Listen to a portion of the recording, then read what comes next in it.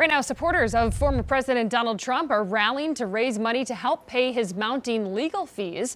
In the wake of Friday's ruling in New York, a supporter launched the GoFundMe page with a goal of $355 million. That's how much the judge ordered Trump to pay in penalties in a civil fraud case. All right, so the page is getting thousands of views right now, leaving many questioning, is this even legal? And for those answers, of course, we're going to go to our chief legal expert, Kyle Rittenhouse, joining us right here. I mean, a lot of questions with this. Can this page be shut down? Well, that number, $355 million, that's directly right on board. And that wasn't popped out of the air. You're trying to cover the fees. And so the short answer is yes. And so you have a lot of folks that have pushed back and they're saying, well, why are you not shutting this down? GoFundMe has shut down a number of pages in the past. Probably most recently is the Rittenhouse page for the shooting in Missouri when they had a page that was trying to support his legal defense. And so to your question is, GoFundMe said that it currently falls within our policies.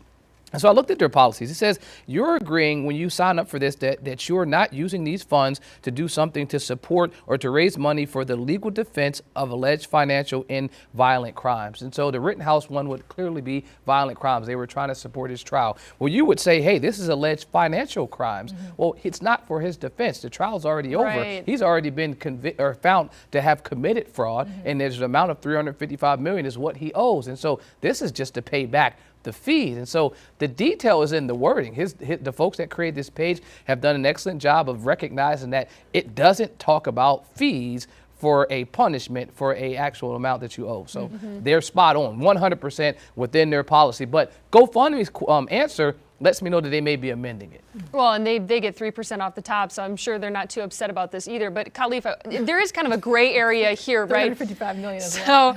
So is there a difference between Trump using this money to help pay his legal penalties and any sort of campaign financing? That would be the other issue. If folks are making a donation to his campaign, then you're opening a whole nother can of worms that I can rest assured that he does not want to open, because the individual that is submitting a request to your campaign or donation, I should say, they're limited into what they can give. You have to capture a certain amount of financial documentation on a person, where they work. And so those loopholes that they have to jump over are way higher than what GoFundMe has. I would say that if anyone is attempting to use this as a way to donate money to his campaign, you're going to put him in, again, more legal trouble than he wants to do. But the former president is not looking for ways to raise money. He just dropped those shoes, $399, raised $399 million, sold out in a couple hours. So I don't see this as an issue for him at all going forward in terms of finding a way to come up with the money. But real quick, if he appeals the case and he wins the appeal, then you have all this pot of money. Where can that money go? Well, you got to remember, before you get to the appeal, he has to come up with that bond. And so that's like $18 million. And so